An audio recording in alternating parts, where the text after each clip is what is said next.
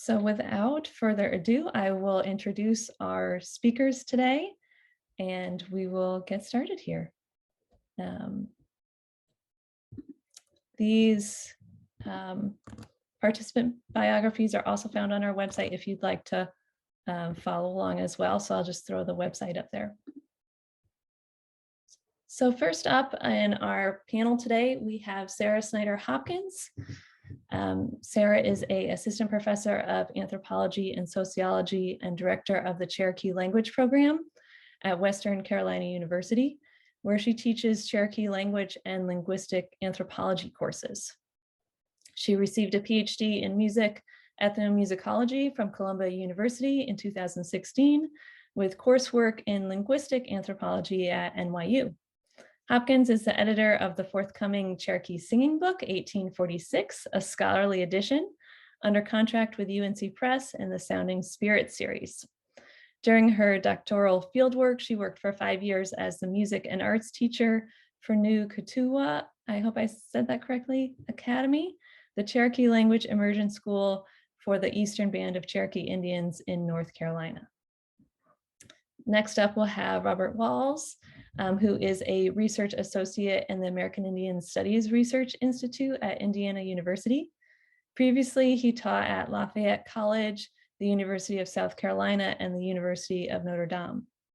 His consulting and advocacy working with tribes and First Nations in Washington State working with tribes and First Nations in Washington State and British Columbia. His most recent monograph is The Excellent Resilience Through Writing, a bibliographic guide to Indigenous authored publications in the Pacific Northwest before 1960, which was in the memoir series number 20, Journal of Northwest Anthropology in 2021.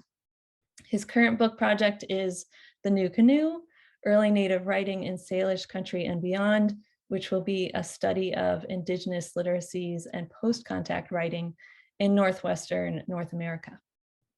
And next up, we have a collaboration of 3 people, so I'll introduce the 3 of them. Sabra Thorner is a cultural anthropologist who has worked with Indigenous Australians for over 20 years, focusing on photography, digital technologies, and archiving as forms of cultural activism. In the last few years, her work has increasingly turned toward collaborative and decolonizing methodologies in both research teaching and in teaching learning.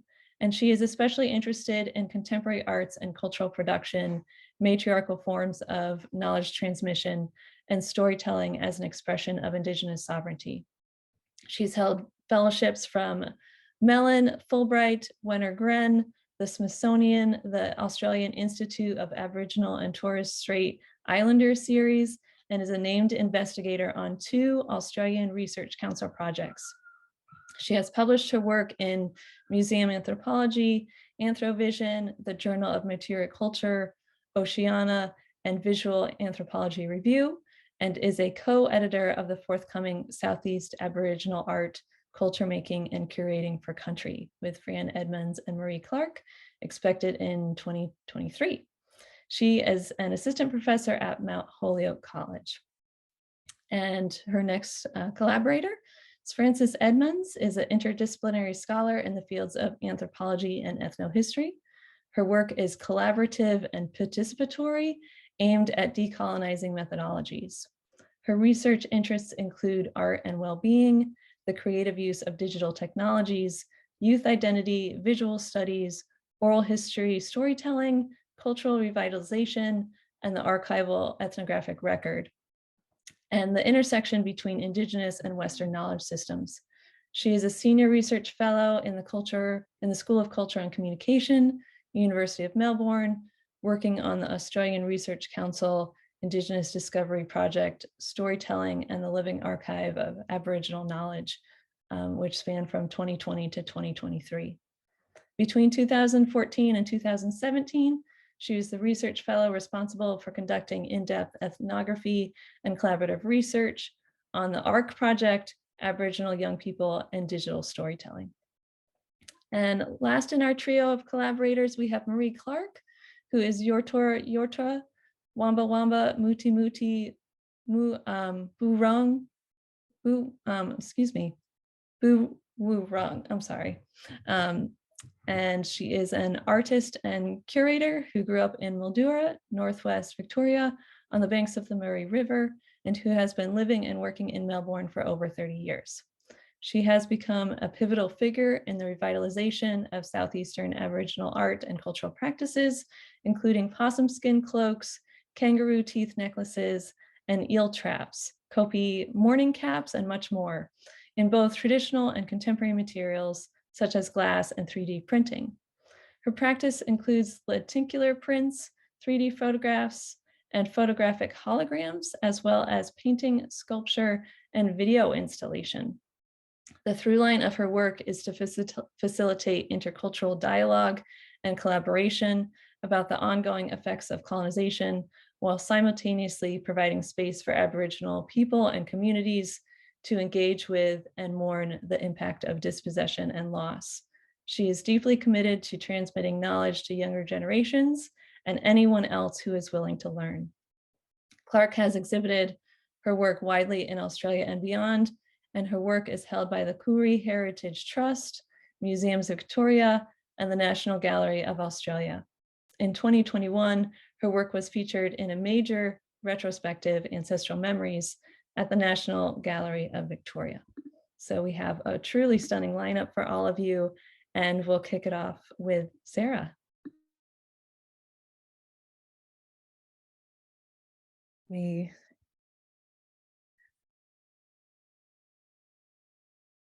we go.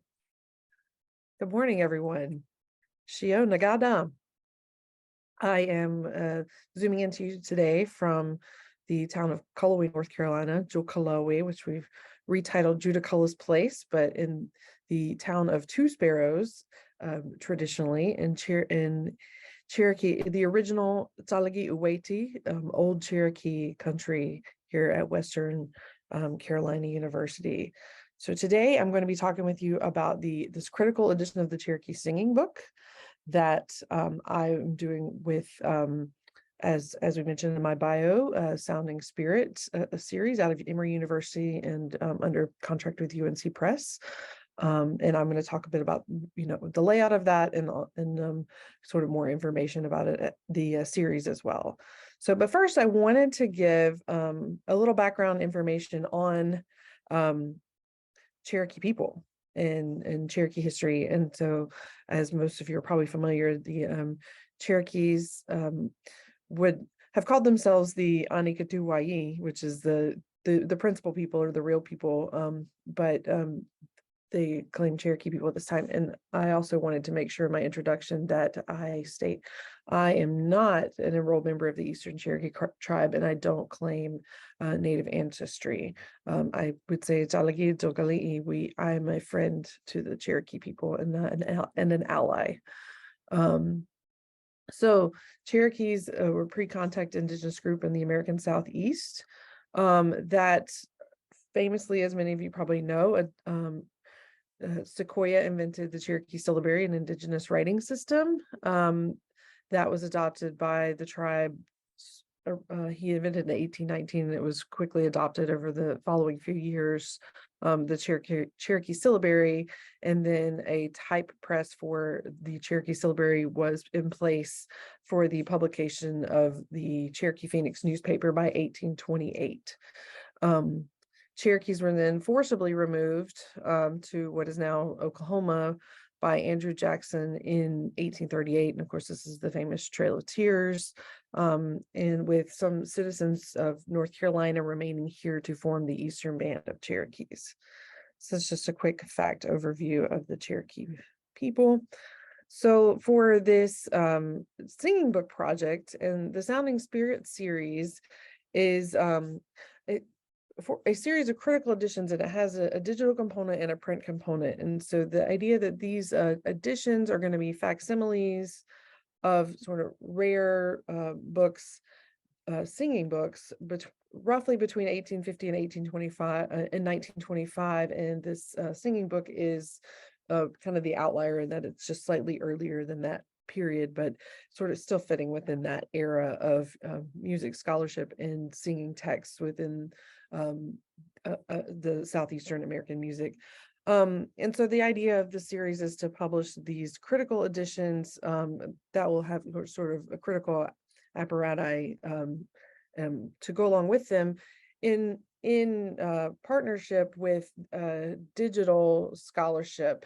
So it's kind of jumping over here to my fourth point, this Redux platform, which is innovative in that it's being built from kind of the ground up, it's being coded. And what's been really interesting with my project in particular is finding ways to display and have a text recognition for the Cherokee syllabary that can also be flipped into a different orthography, a Cherokee phonetics that is more widely readable by more people. And so thinking back to what John Pollock was talking about with making Indigenous language texts searchable in archives, that's a big kind of part of what we're hoping to accomplish with this text, with that Redux platform. So Sounding Spirit's also amassing this large digital library, where they're bringing in sort of source digital texts there. And the Cherokee Singing Book and related texts are just a small number of a much larger project there. And of course, this project has prompted a lot of collaborations with teaching and scholars. So the singing book, kind of facts about it, is that it was edited by missionary Samuel Worcester, who was what would now be Presbyterian, a Congregationalist missionary commissioned by the American Board of Commissions for Foreign Missions, and sent to work with the Cherokee people, and famously worked with Elias Boudinot to print the Cherokee Phoenix and translate or begin the translations for the Cherokee Bible that was also printed. And he, however, did this text with Stephen Foreman, who became his translator after Elias Boudinot was assassinated in the post-removal era. Interestingly enough, Foreman, in terms of Cherokee literature, is highly underrepresented in scholarship, even though he is responsible for potentially more translation than Elias Boudinot was. So this particular singing book, and I'm going to talk more about Foreman in a minute, this particular singing book, the materials from this book are based on educational materials published by the well-known 19th century music educator Lowell Mason, who was kind of affiliated with the sort of Northeastern and Boston specifically, with sort of Christian-based music education. And so he famously wrote a lot of hymns and published a lot of music educational texts. The singing book was only published for a single run of less than 1,000 copies in 1846. It did not become a very popular text, and I have an article coming out with the Yale Journal of Music and Religion soon that kind of goes into some of the details about that. So you can keep an eye out for that. And the format of this is that it has 89 sort of folio style pages, particularly the rudiment section would be considered folio style, but this is kind of what it looks like here. As you can see, the text is in the Cherokee language. You see here it's all in syllabary, and with these kind of figures that we recognize from other music education texts of that same time period. And so this is all translated into Cherokee language, and to my knowledge, I believe this is only historical text that explains like Western music theory in an Indigenous language. If anyone is aware of another text that does that, I would really like to hear about that. So it also includes 122 hymns, with the first line printed here for each hymn. So this was a kind of a standard form for this type of kind of educational songbook during this time period. So for this critical edition, it's going to have the components of it within alignment with the Sounding Spirit series. But one of the first things that I said was we have to have a translation of this, that to not have a translation of this text would make it kind of be more just a novelty piece. But by having a translation of it, it becomes something that, as I'm going to talk about, becomes a usable text for language revitalization. So we have already finished the translation of this text. We're right now, most of the components of this whole edition are completed. We're kind of entering into editorial stages. And so the translations alone are over 150 pages in length, because we're doing this sort of interlinear style translation with 4-line glossing. So we have like a syllabary line, and then we represent the Cherokee syllabary, and I'll have an example of this here shortly as I talk more about it. There's a syllabary line and a phonetics line, and then a word-for-word English translation, and then a sentence-level translation. So 4-line gloss, and so this takes up a lot of space. And so part of this will be figuring out how we're actually going to include all this content in both digital and print format. Of course, as a critical edition, we're going to have an introduction with historical and contemporary context, and I'll talk just briefly about what some of the high points of what came out of the research, the background research for this text revealed. And then finally, of course, with the Redux platform, we're going to have this digitally annotated with cross-references to other relevant texts, such particularly the Cherokee hymn book, in which a lot of these texts are taken from, the hymn texts are taken from another text called the Cherokee hymn book. So in terms of what this edition is going to contribute, really describing the cultural and historical context for interpreting this text, to make it sort of legible, and sort of situating it as a product of this post-removal period.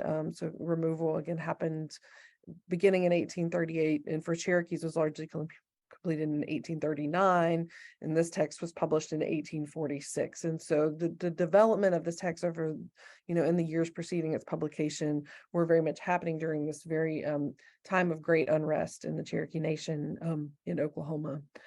And also the other themes that kind of point to larger, American movements in terms of Christian education and music education, and also the temperance movement. So kind of connecting the text with these larger things, not just with Cherokee history, but with larger American history as well. And I'm also, of course, looking at the sort of relationship of Christianity to Cherokee culture during this post-removal time too. And of course, also it's important to read between the lines of the Cherokee language so that we can begin to understand the text of productive and creative application of an Indigenous perspective to novel concepts and formats, because often, of course, we want to see a Christian text as sort of being this kind of colonized thinking, but if we can kind of look at the language in the text and see that there's a lot of creative application of Cherokee thinking to kind of adopt these concepts into Cherokee culture and make them Cherokee things conceptually. So I did a lot of that kind of work in this article, in this volume, Indigenous Languages and the Promise of Archives, was published with the American Philosophical Society. And so one of the things that I did in that was to look at how Cherokee language treats sound as a flexible object. So having to do with the ontology of sound, for instance, is one of the kind of things that we can take from the language of this text. What I really hope to do in terms of framing this volume historically is to recenter this the Cherokee voice of the translator, Stephen Foreman.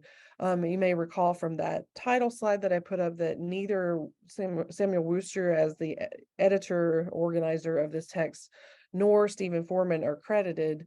But Worcester, when anyone gets credited with it, it's oftentimes Worcester that gets credited with these Christian texts as the missionary that's kind of interacting with the press and with the mission board to get these things printed.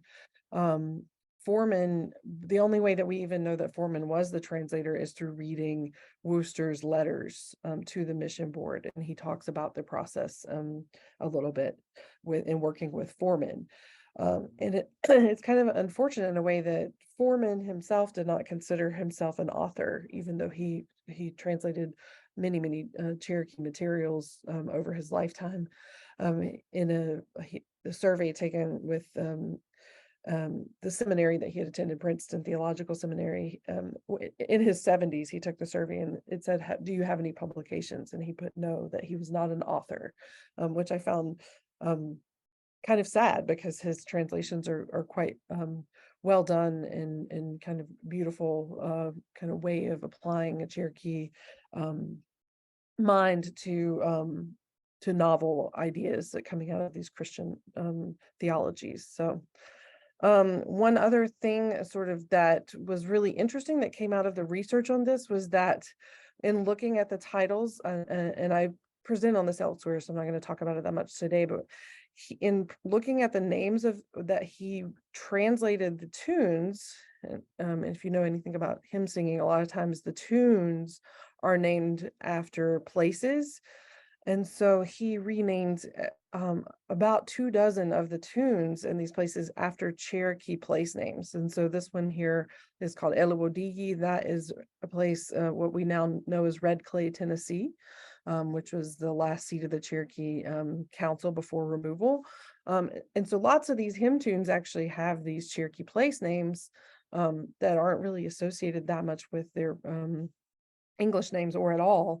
And so in a way, as we mapped these out, we see that it kind of creates this mental map of the Cherokee homeland that's kind of encoded very covertly within this document. And so that's been one of the most fascinating things that came out of the research for this, and doing this very close look at Cherokee language. So finally, the kind of contribution that I hoped for this text to make is to become a tool for teaching and learning and language revitalization. Here, I have this headline here from 2019, when the 3 federally recognized Cherokee tribes declare a state of emergency for the Cherokee language.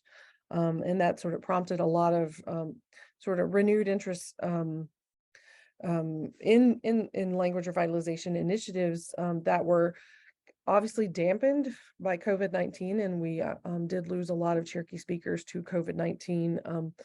But kind of coming out of COVID, we're seeing a lot of renewed interest in language revitalization and participating in language revitalization.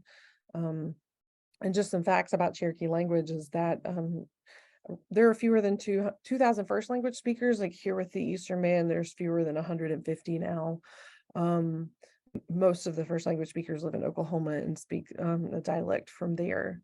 There have been millions of dollars from both tribal and federal funds that have been directed towards revitalization initiatives. It's important to note that with language loss, we see the loss of other kinds of cultural practices, including hymn singing as a cultural practice that was adopted by Cherokee people at the turn of the 19th century.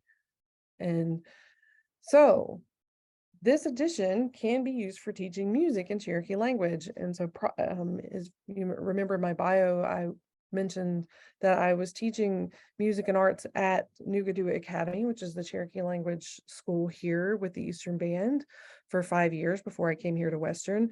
And I actually even then was using components of this text for teaching music education. And here you can see the note names in solfege, which is sort of taken from European note names and modified into Cherokee language, so it reflects the sounds of the Cherokee language: do, le, mi, ga, sho, la, si, do. And I'm checking my chat to make sure I'm not going over here. So that was the scale. So here was an example of a material I made to kind of go up to show students. They were playing on these xylophones, and so they were going up and down the scale here: do, le, mi, ga, sho, ga, mi, le, do. And so they would sing this, and then I would have them play it. And so they're learning the note names. in Cherokee and sing galulity, nalaelity, up and down. Here learning the first 5 notes of the scale. So this is just one small example of kind of taking content from this text and applying it to music education. Of course, that's a different adaptation than sort of what the intention for this book was to be, a music educational text that's getting people singing hymns. And so to that end, my colleague, Garrett Schulberg, who is the new music teacher at Nugadua Academy, and he is a close friend and colleague, we initiated a Cherokee language repertory choir that we just started this spring. And just this week, there is an article in the One Feather, like here's the paper copy. I'm holding it up here in the camera if you can see me. And so this was featured in the One Feather about we started this Cherokee repertory choir with the idea of teaching Cherokee hymns and teaching these tunes in the texts that are contained, many of which are in this singing book and from other sources as well. But we're also teaching shape note singing, if you're familiar with that tradition, as part of it. The largest shape note singing here in Western North Carolina was the Christian Harmony 7 shape note singing tradition. And so the idea being that this repertory choir is not only like preserving language, but that we want to strengthen or bring back knowledge of this practice to Cherokees, but we're also doing it here at Western Carolina. So we're alternating locations. We're holding it each Monday, and we're alternating it between here and between Cherokee. So every week alternates the location. And so so far we've had 36 participants come. We've been very surprised, and so that folks have this strong interest in this. And so in a way, then we are kind of building, we're creating the community of practice, one of the communities of practice that this new edition can kind of land in when it hopefully comes out in middle of next year.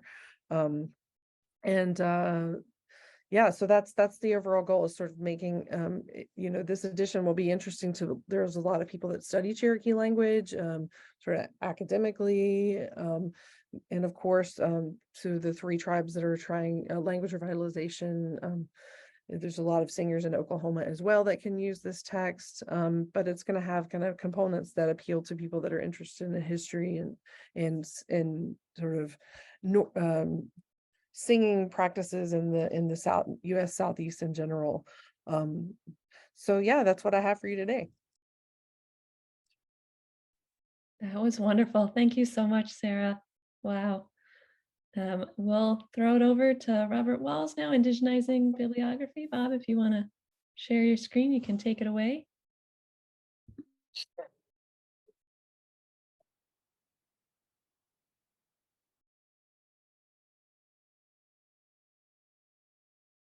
Everybody can see and hear me?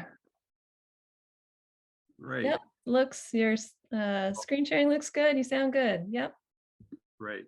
Hail, everyone. Good morning. I'm Bob Walls. It's wonderful to join you here this morning from here on the West Coast.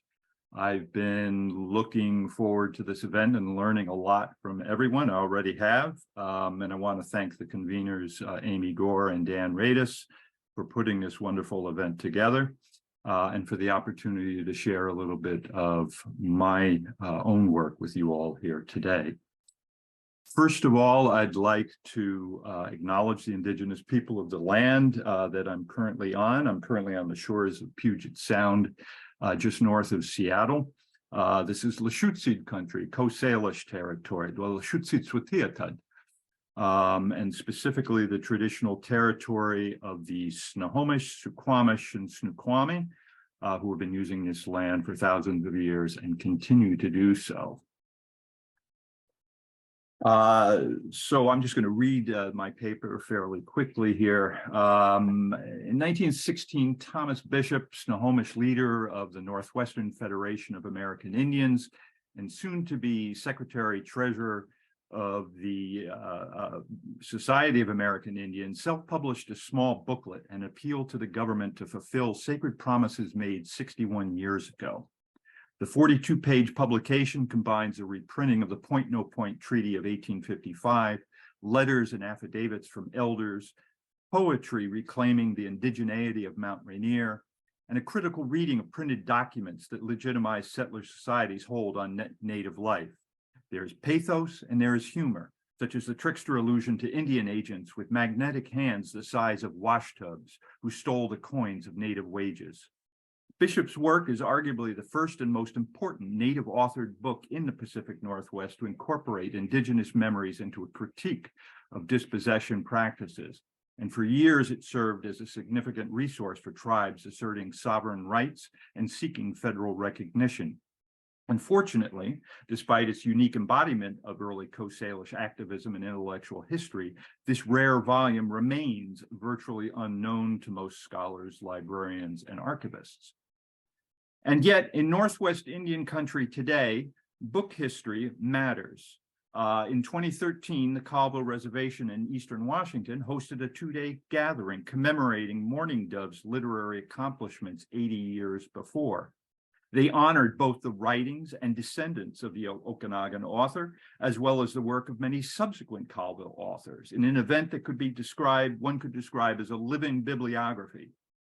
On Puget Sound, the Hebald Cultural Center at Tulalip has hosted for the past 2 years a popular exhibit, The Power of Words, examining Coast Salish engagement with alphabetic literacy for 168 years. It features displays of books, serials, and documents from the Mukilteo Treaty, dictionaries of Chinook jargon, diaries, native authored collections of oral traditions, to 21st century novels and poetry chapbooks in the Lushootseed language. Today, ever so briefly, I want to try and reconcile this erasure of Bishop's literary legacy with the ongoing celebration of books and print culture by Northwest Native communities, and discuss the initial stage of my own project to identify early Indigenous writing and enhance its visibility and access by means of indigenizing bibliography for book historians, institutions, and especially Indigenous communities. I am a non-native scholar of settler descent, trained in anthropology, history, and Indigenous studies. For decades, I've focused on the ethnohistory of native settler relations in the Pacific Northwest. And I'm familiar with issues of Indigenous oral traditions, language revitalization, and the recovery and recuperation of cultural patrimony.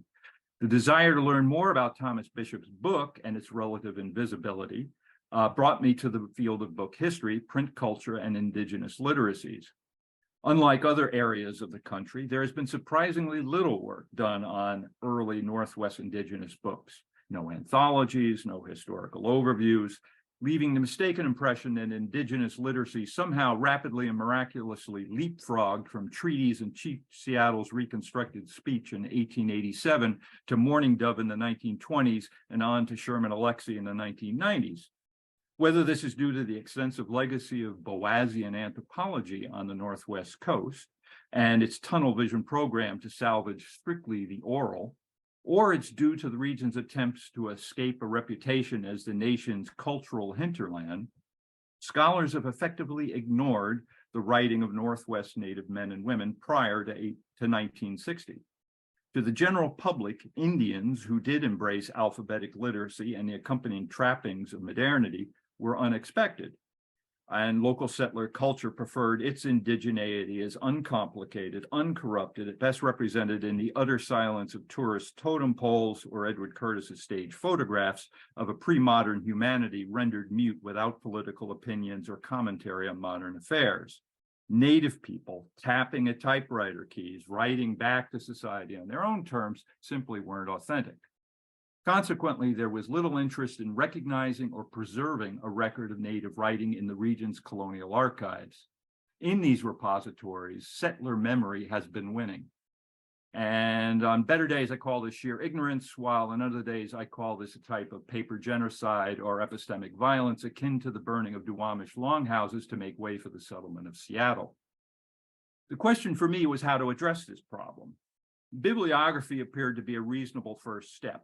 Certainly, I could build upon the foundational work of Thomas Field, James Pilling, Littlefield, and Perrins, and then draw upon the theoretical insights of D.F. Mackenzie's Sociology of Text, the historical perspective of Phillip Round, and Louise Erdrich's humanistic Indigenous appreciation of book culture.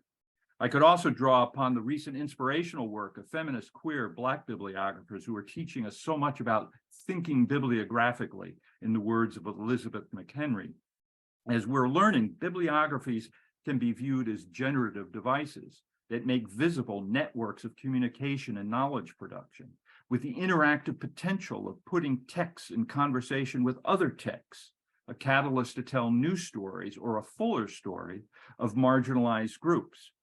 However, most of all, I've been influenced by the advice and models of text assemblage by local Indigenous knowledge keepers, such as Vi Hilbert, the Upper Skagit woman who revived Puget Salish language and storytelling traditions through performative events and the collection of textual records in the 1970s, and who was a profound impact on my life and was a good friend. Or tribal librarians such as Lita Maurer at Tulalip, whose own remarkable bibliographic labor over 30 years led to the ongoing Tulalip exhibit. The work of these latter two individuals embodied the Indigenous values and protocols of sharing, generosity, and inclusivity, and showed by example that all Indigenous research should be a type of ceremony that ritually maintains respect and accountability in relationships. Their efforts demonstrated that a larger project of indigenizing bibliography with Indigenous communities in mind was both possible and necessary. In such a project, I could center early Northwest Native books and publications as textually diverse physical objects that circulated within place-based, culturally complex, intercultural networks of authors, editors, printers, publishers, and readers. Moreover, I could follow the dictum of Vine Deloria's right to know about the past, a need to know the past, to know the traditional alternatives advocated by their ancestors, to know the specific experiences of their communities, and to know about the world that surrounds them in the same intimate manner they once knew the plains, mountains, deserts, rivers, and woods. I could produce a reference work that assembled information about these alternatives and experiences, and then distribute it to Indigenous collectives. In short, bibliography could be a pragmatic means for intervention. It could challenge the extractive practices of Boasian anthropology and its legacy of ignoring Native publishing. Instead, bibliography would recover Indigenous publications as cultural heritage and begin returning it, or at least information about it, to the places from which it originated. Additionally, Indigenous bibliography could also unsettle the biases of Western archival practices and compel practitioners, librarians, archivists, to recognize value and make accessible Indigenous writing to a diverse public, representing, as Derek Spires would say, a type of liberation bibliography. The first stage of this bibliographic endeavor is a 500-page monograph, Resilience Through Writing, published in the memoir series of the 60-year-old Journal of Northwest Anthropology, which has by its own policy Native scholars and knowledge keepers constituting half the editorial board. This annotated bibliography lists almost 2,000 citations of work published prior to 1960, writing intended for a public readership, usually through the author's own agency. Most citations originate from localized public spheres, usually newspaper audiences on a community, county, state, or provincial level. It is enumerative by author and region, from Northern California to British Columbia and Southeast Alaska.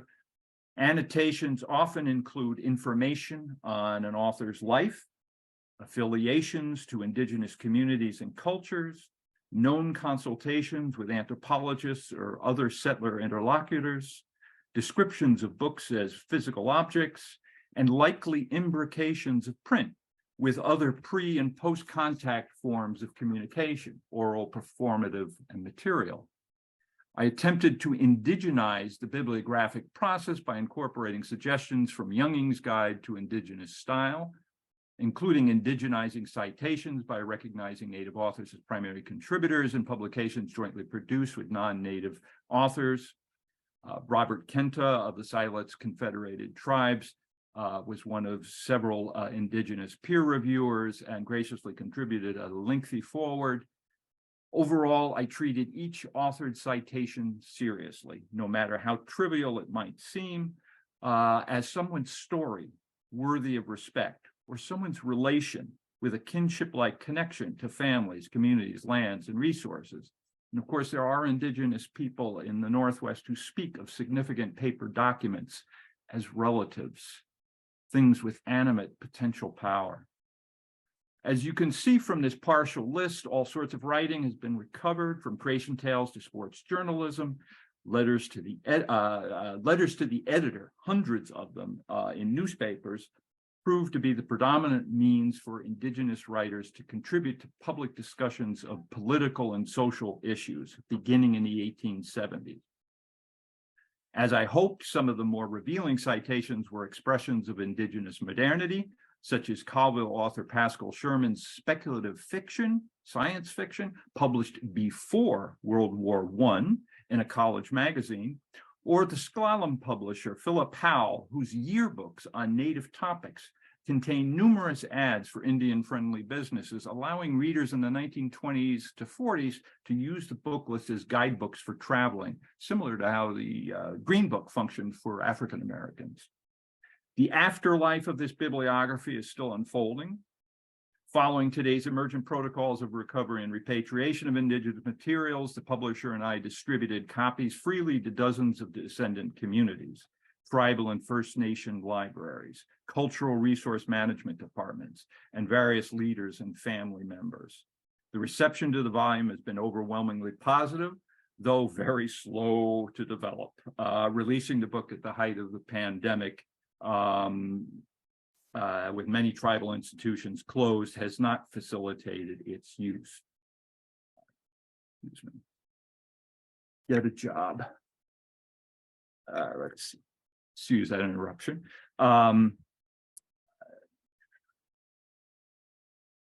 However, thus far, readers have expressed their appreciation for the bibliography's presentation of writing as cultural patrimony, as tribal literary history, as intergenerational genealogies of writing, and for citations that have led to information on threatened languages, ancestral names, family histories, resource uses, and demands to address Indigenous issues made by leaders in the distant past.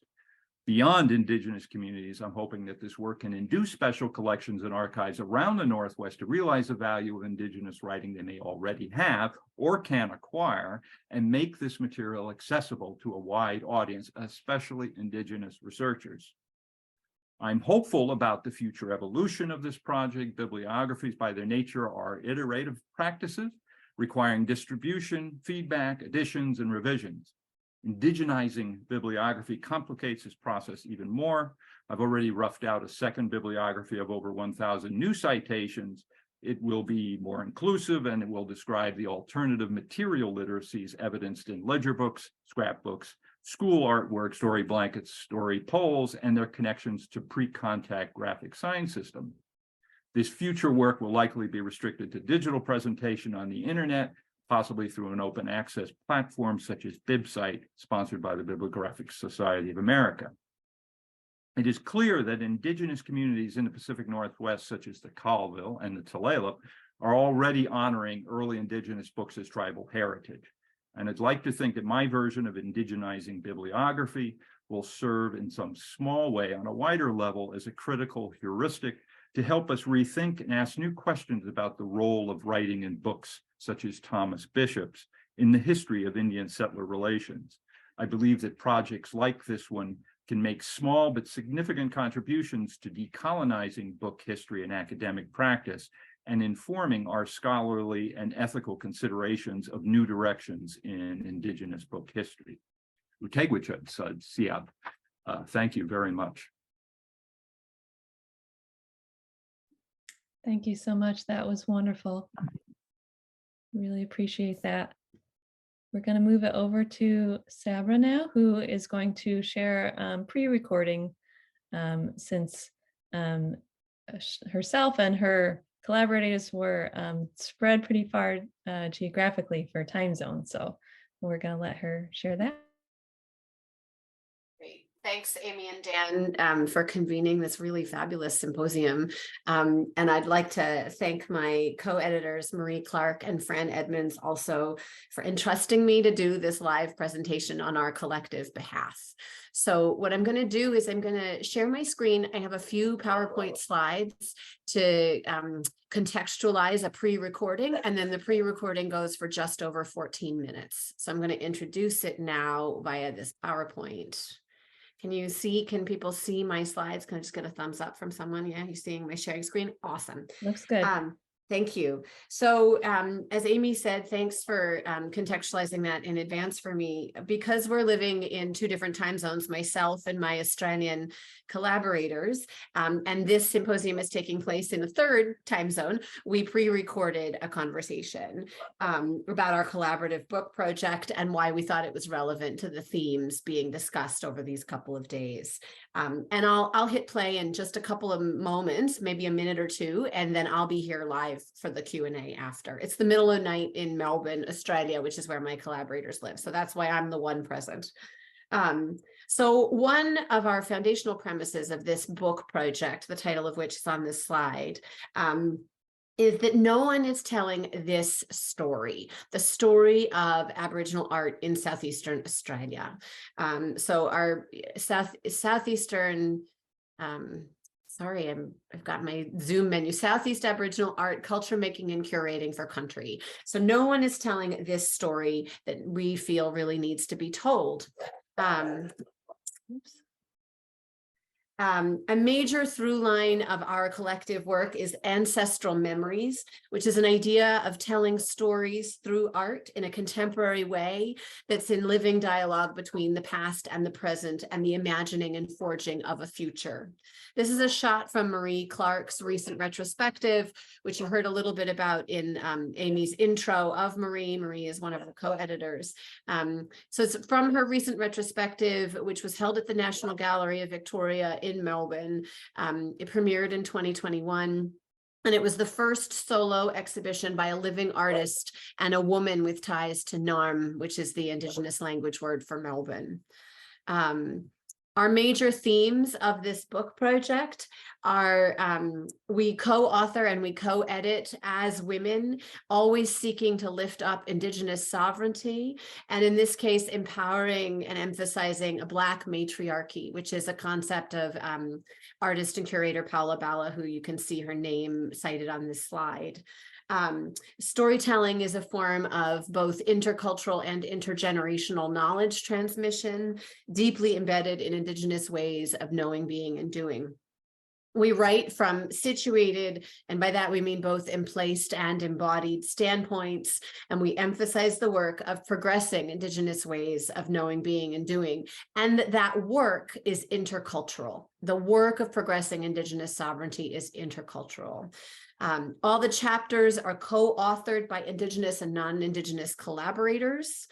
All the chapters focus on this very complicated, complex labor of trying to exchange knowledge, share under idioms of generosity and inclusivity, just as Robert, you were saying in your presentation. But we foreground the labor of what it is to come together across difference. And we're always focusing on Indigenous art making as storytelling, as emerging from Indigenous sovereignty over lands and bodies, and from the complexity of working together to progress this.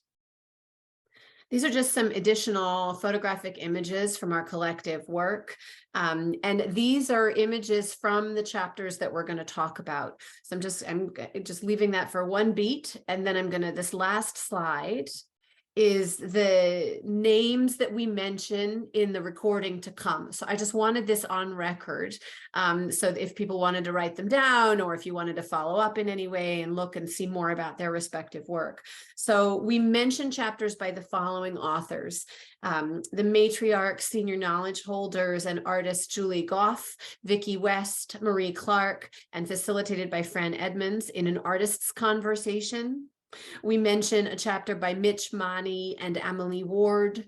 We mention a chapter by Peter Wapples-Crowe and Megan Evans. And Maree also mentions a chapter by Anna Weinreich, Vicky Cousins, Eileen Alberts, Tita Seacom. So I'm going to get out of my screen sharing now, and I'm going to hit play on this recording. And then once it's finished, I'll just come back and say I'm here for the Q&A.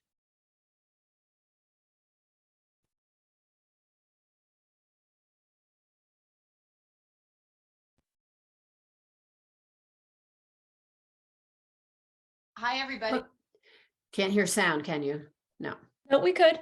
Oh, you could. You can hear Yep. the sound? We could. Yep. Oh, great. Yay. Okay, sorry. I'll hit play again. My name is Sabra Thorner, and I'm here with my co-authors and co-editors, Fran Edmonds and Maree Clarke. I'm coming to you from Italy, and they're in Australia. And we did this pre-recorded segment on our talk in the symposium today, just because it was the easiest way to overlap in awake time in our respective time zones. I'm going to let Maree Clarke take the lead in talking about our collaborative book project, which is called Southeastern Australian Aboriginal Art, Culture Making and Curating for Country, which is hopefully coming out into the world later this year. Maree? Yeah. Hi, everybody, and thanks, Sabra. Yeah, I've been working in the arts industry for over 30 years, based here in Melbourne, and worked with communities throughout Victoria. And in that time and space, I've been lucky enough to do research in museum collections and turn that research into art, which is then I was able to take my family on those journeys and share knowledge, experience, and culture making, basically, with my family. And that's not only here in Australia, but also being able to take them to the US and to Canada and working with other First Nations people on other cultural projects in those countries. Yeah, and I've been doing this for, like I said, over 30 years. And one of the major projects that my family has helped me work on is Ancestral Memories, which was my solo exhibition at the National Gallery of Victoria. And during that process, my husband Nicholas had taught the nieces and nephews how to pull the sinew out of the tail of a kangaroo, bind the teeth, and put together a beautiful kangaroo tooth necklace. And I also had family and friends come around and help me make a 63 pelt possum skin cloak, which back in the day, every Aboriginal person in Victoria would have had one of these cloaks. And to have my nephews make sinew thread to sew the cloak was a pretty incredible experience. But also just to have family and friends come around to help create this incredible item and share stories and knowledge, and it's all of that cultural exchange, and yeah, that was pretty special. Can and then I I just guess ask in terms of the book too, around that ancestral memory, how you've worked with other or other artists that you've worked with and who are also solo artists like Vicky West and Julie Goff, who are Tasmanian Trawulway artists. Do you see a similarity between your work and their work around that ancestral knowledge? Oh, absolutely. And I know both Vicky and Julie do a lot of research into the work that they make, and also share that knowledge share the knowledge and experiences with their community and others. So, because one of the things that they talk about in the book chapter very specifically is how engaged they are and want to work at home as opposed to at a studio. Can you talk a little bit about that for you? Yeah. Well, yeah, I'm pretty much like that too. I've got home here where, oh my God, I couldn't begin to tell you how many people have been through my backyard and have helped make and create either feather flowers, kangaroo tooth necklaces, how many cloaks have been made in my backyard and at my dining room table. And, you know, there's a whole range of different people. And I think one of the most important things is that sitting around the table, sharing stories and knowledge and culture,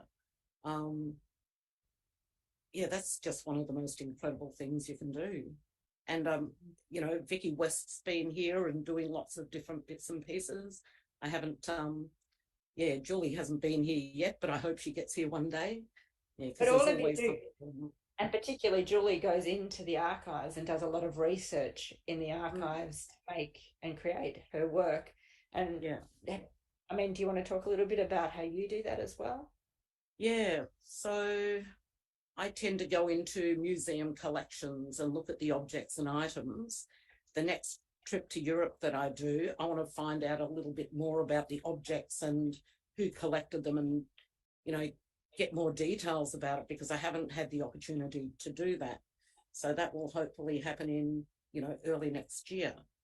And then just collecting all of those old historical books on Southeast or Victorian Aboriginal history.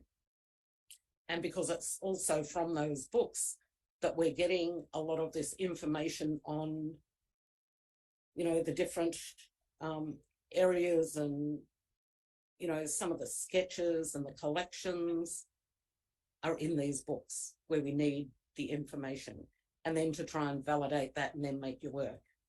So it's really, have you got words? Sorry, Sabra, I know I'm butting in here, but would you call it a revivification of the knowledge, or a reclamation? What? Yeah, both, because I think you have to take, you know, some of what's written with a grain of salt, because a lot of those textbooks were written by non-Aboriginal people back in the day that probably didn't understand everything that was going on. So as an Aboriginal person, I think you have to read between the lines there. Talk to your elders and others that might have a little bit more knowledge than you. And I think myself, with what I do, and then share all of that knowledge with, you know, my family and community, is that it will eventually go into a living archive of Aboriginal art, you know, for future generations. And then into this fantastic book that we've all just, you know, been co-editing and stuff over the last, gosh, I can't remember how many years we've been working on it. Yeah, it's been a while. We've had COVID and lockdowns and babies. Yeah. I want to just bring us back to, so there's this wonderful chapter in the book, which is a conversation among those matriarchs that you were just talking about with Vicky and Julie. And there are also examples of the through lines of the themes that we're really emphasizing, which is, you're already talking about that, Maree, the intergenerational transmission of knowledge, and also intercultural exchange, intercultural sharing, and how that works. Could you maybe speak to the chapters in the book and or to those two themes? Yeah, well, the intergenerational knowledge, like, I guess I've been lucky enough to have my great nephew still wanting to work with his auntie. And that's a pretty incredible thing to do. Like, and we've been working together for 3 years. He's 25. Sorry, Mitch Marnie. Yeah. So yeah, that's just been amazing. And now Mitch is going off and doing his own research and creating his own artworks, and he's still working with me, and even though he's living up in New South Wales at the moment, but any major projects that I'm working on down here, he'll come down. His mum, Kerry, my oldest niece, and Mitch and I and Molly will be working on other possum skin cloaks down here in Victoria. So, you know, we're still sort of working in culture making and passing that knowledge on. Yeah. And Mitch is a co-author of one of the chapters in the book. Oh, that's right. I just want to say that for people to understand, yeah. Mitch Marnie. And then do you want to talk about your work in long-term collaborating and sharing with Megan Evans, who's also a co-author on one of the chapters in the book? Yeah, so Megan Evans co-authored with Peter Walker's Crow. And yeah, I've known Megan for many, many years. She was married to a Gunditj Mara man down in the Western Districts of Victoria, but he's since passed away, Les Griggs. And Megan and I have co-curated numerous exhibitions over the years. And a few years ago, when I worked with Megan at the Wyndham City Council as co-curator of the gallery. And it was incredible being in that space and having people of colour come into that space, because we're talking about local government where there weren't a lot of Aboriginal people or people of colour for that instance. And to have those people come in more and more over the years that I was there was fantastic. And I think Megan and I sort of created the foundations for that to happen. Yeah. Mm. And were they? Do you feel that they were also engaging in your knowledge as well as a traditional owner? I believe so. And then for Megan and Peter, then to co-author a book, being Aboriginal and non-Aboriginal people, and it's that knowledge exchange and how people work together, and all throughout the book with all the different chapters and all the different people sort of collaborating. I think Mitch collaborated with Emily Ward, and Megan collaborated with Peter, and then there's the conversation with Julie, Vicky and I think Anna and Vicky, Anna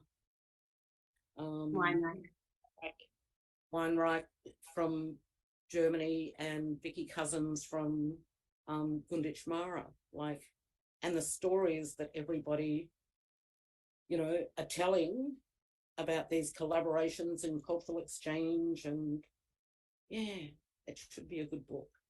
I want to just keep us to time here, and we're already kind of a little bit over the time, so I want to just bring us back to one question, which I think is going to be on our audience's mind, which is, why a book? Why this format? Why this medium? And why now?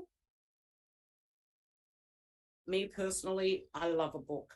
I love books, and I've got so many bookshelves. But it's tangible. It's something you can put down and pick up again, that evening, the next day. And, people love people to, sign the book to somebody. So it's a little sort of keepsake for them. Whereas if it's a podcast or, some little YouTube thing, it just wouldn't have the same oomph, I don't think. Yeah. I love what you said before too, Ree, about it being democratic. So people in the desert or out bush don't have access to technology often. Yeah. And that too, because, the aunties and uncles might not know how to get onto a podcast, or might not have a laptop where they can just, flick it on and have internet access for that matter. And the book you can put in your bag and take it around and sit in a park and read it. That'll be great. And Fran, do you want to just chime in on what we were saying when we were preparing for this conversation about the reasons for why a book? Oh, I just think a book it really allows us to think more closely around that the Indigenous voice, centering the Indigenous voice. Books have been written traditionally from a white male perspective on Indigenous people and Indigenous culture. They're inherently colonial. And this is a chance to really challenge all those previous kind of ideas of how stories evolve, where they come from, and how Indigenous knowledge can influence the way we think and learn as people, whether we're Aboriginal, Indigenous or whoever, and to learn from each other, and specifically in this instance to learn from Indigenous knowledge holders, Indigenous matriarchs specifically. So I just want to let Maree, Maree, is there anything that we haven't said that you might like to say about the process of making this book, of learning and sharing together? Any final words, and then I'll bring us to conclusion. No, I think it's great to be able to have so many women involved in this project, considering women weren't allowed to be published, way back in the day. So I think to have so many strong Aboriginal women co-authoring with other people is pretty incredible. Yeah, I'm looking forward to it. Yes. Awesome. Well, thank you both for being willing to jump on Zoom and pre-record this.